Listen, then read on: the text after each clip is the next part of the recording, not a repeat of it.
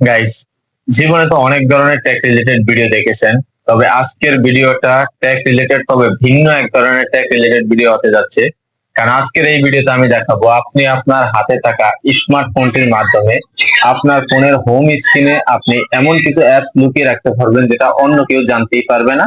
কোনো প্রকার অ্যাপস এর লোগো দেখা যাবে না। আপনি যে জায়গাটাতে লুকিয়ে রাখবেন শুধু আপনিই জানবেন।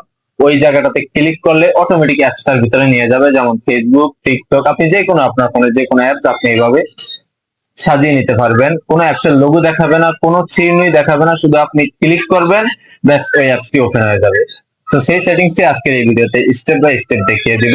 তো চলুন মোবাইলের স্ক্রিনে গিয়ে সম্পূর্ণ প্রসেসটি শিখে আসা যাক। সর্বপ্রথমে প্লে স্টোর অ্যাপসটার ভিতরে চলে আসবেন। অ্যাপসটার ভিতরে আসার পর এই যে আমার স্ক্রিনে দেখতে পাচ্ছেন photo action change app icon, এই অ্যাপসটি ইনস্টল করে নেবেন। ইনস্টল করার পর ওপেন করার কোনো প্রয়োজন নেই, আপনি জাস্ট এভাবে চলে আসবেন আপনার হোম স্ক্রিনে।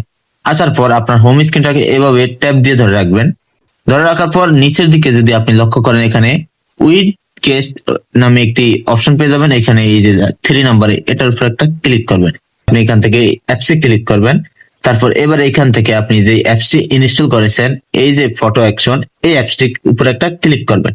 এখানে ক্লিক করার পর এরকম পেজ চলে আসলে আপনি এখানে অ্যাড উইডগেট এটাতে একটা ক্লিক করবেন।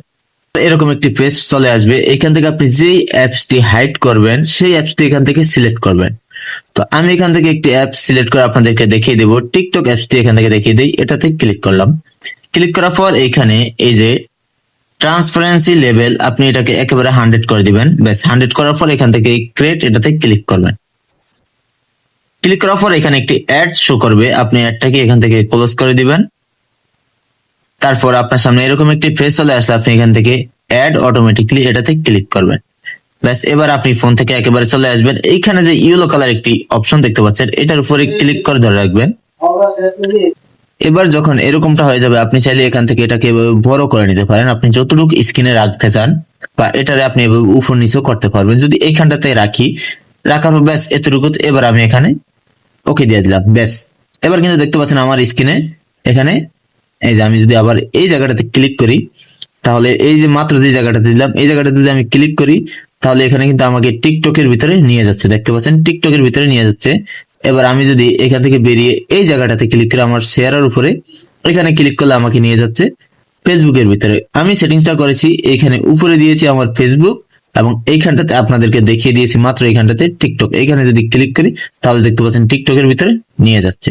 তো গাইস, আজকের ভিডিওটি এ পর্যন্তই ছিল। ভিডিওটি যদি ভালো লাগে অবশ্যই ভিডিওতে লাইক দিয়ে দিবেন এবং এই ধরনের টেক রিলেটেড ভিডিও পেতে হলে আমাদের চ্যানেলটি এবং পেজটি ফলো দিয়ে সাথেই থাকুন। ধন্যবাদ সবাইকে ভিডিওটি মনোযোগ সহকারে দেখার জন্য।